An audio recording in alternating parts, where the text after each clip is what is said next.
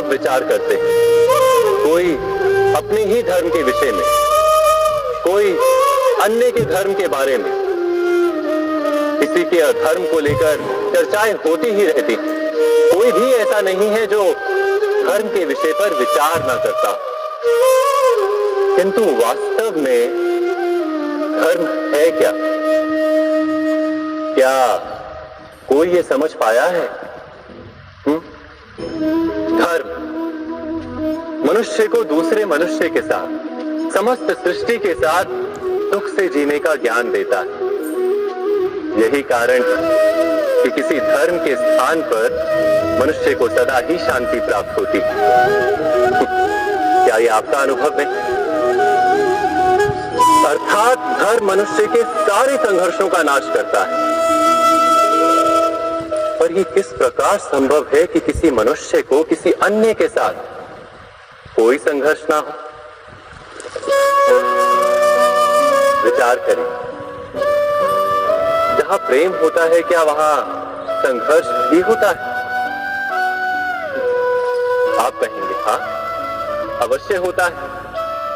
किंतु आप थोड़ा और विचार करेंगे तो ये जान जाएंगे कि जिस समय संघर्ष होता है उस समय प्रेम का विस्मरण हो जाता है और फिर इच्छाएं जागती, अहंकार जागता है, क्रोध जागता है, पर प्रेम ना, प्रेम नहीं जागता।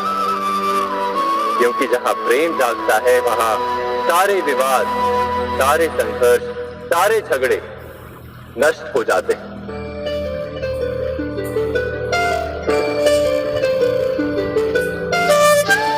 यदि ऐसा ही प्रेम सारे विश्व के लिए जागे तो केवल मनुष्य नहीं, पशु पक्षी के लिए, घास के तिनके के लिए भी यदि हृदय में प्रेम हो तो क्या कोई क्रोध का कारण रह जाता है? नहीं ना।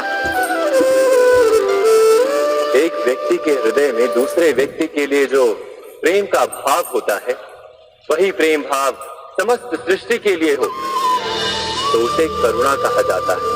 करुणा अर्थात सारे विश्व का स्वीकार, सबके लिए केवल प्रेम और कुछ नहीं, कहीं किसी के लिए कोई विरोध नहीं। करुणा ही वास्तव में सारे धर्मों का सार है।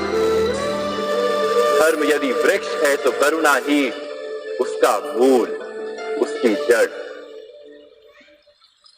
पर बार बार ऐसा समय आता है कि मनुष्य धर्म के मूल को ही भूल जाता है, कुछ नियमों, परंपराओं को पकड़कर बैठता है और करुणा को भुला ही देता है।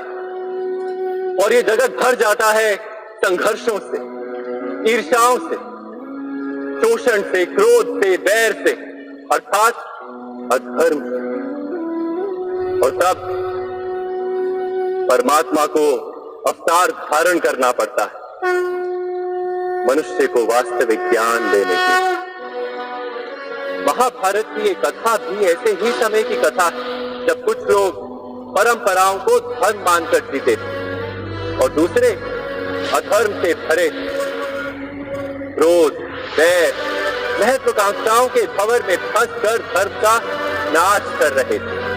व्यक्ति को व्यक्ति से प्रेम तो था, किंतु समस्त विश्व के लिए प्रेम नहीं था हृदय। जगत में करुणा नहीं। इसी कारण से मैंने अवतार धारण किया।